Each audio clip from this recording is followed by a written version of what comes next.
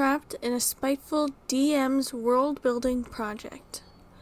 Here's the tale of the first 5e game I ever played in, which I have realized over time was a huge mistake, entirely because of the DM's delusional and vindictive behavior.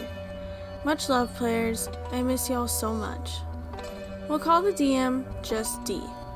The story has been on my mind a lot lately, now that I have found another great group with a kind DM who doesn't do the awful things D did to us.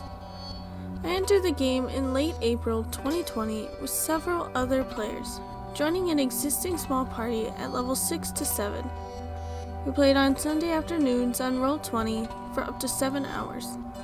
At the start, it seemed like we all had agency with our characters and weren't being railroaded.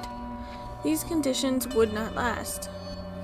Eventually, I realized we were being shepherded around D's world-building dollhouse, our characters not allowed to grow as people or even change motivations without D's permission, and not even allowed to die. But first, the spite.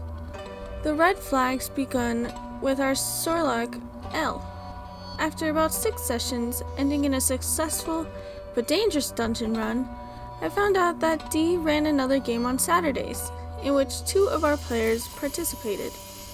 L played a homebrew pixie, tiny, with a flying speed, natural armor, and a lucky feat, all of which D approved, remember this, and never got hit.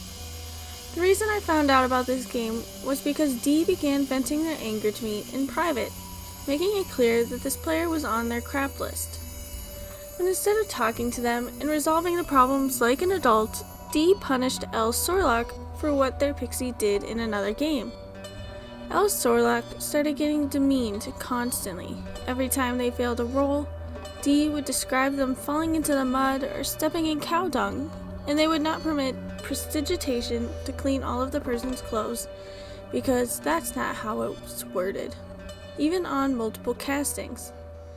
This didn't happen to other characters, until we all annoyed D eventually, after which D assumed that we did not bathe or wash our clothes unless we said so. This change wasn't announced until we entered the next big city, stinking of combat and travel. Bizarre. Over time, I realized that D had some serious anger issues, like seething with rage issues, in the middle of our game in the Saturday game, and venting to me about it.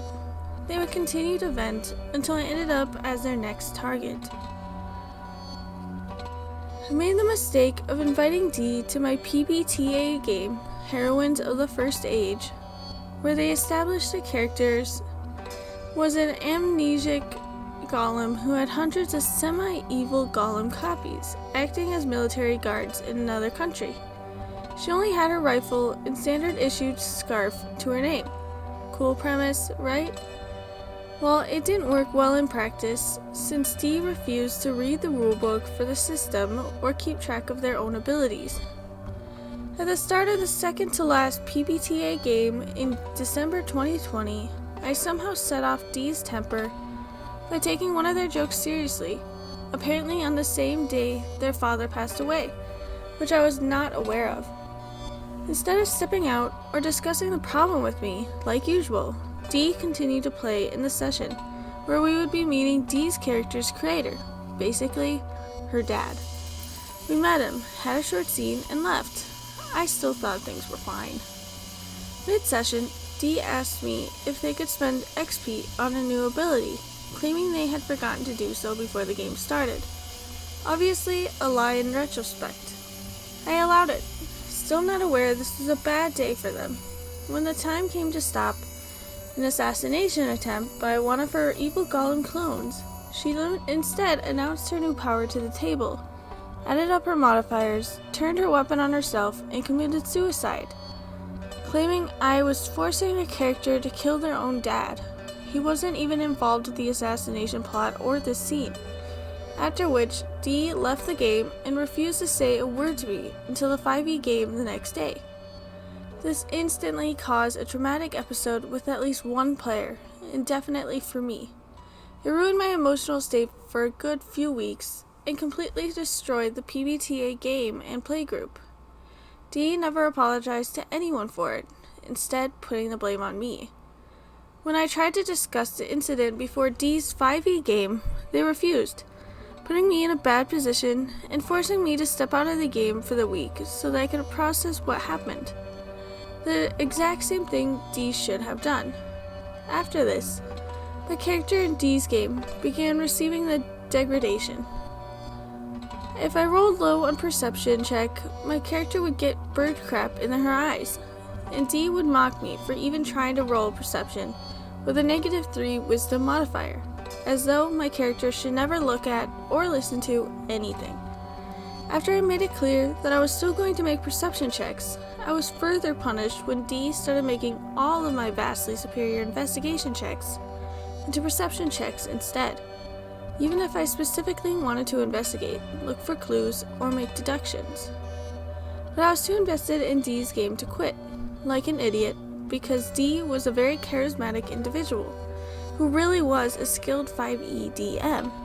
I wish I had realized how bad the abuse had gotten, and how so many better people were out there running 5e. I'm tired just thinking about how it all turned out in the end. Continued in part 2 later, where I will describe the world-building dollhouse that was slowly built around us. How Dee punished us and our characters for having the gall, the nerve, to try and get off of Dee's railroad, and how Dee's behavior mercifully destroyed their own game. For now, just remember that you don't have to put up with anyone's crap, least of all at the gaming table.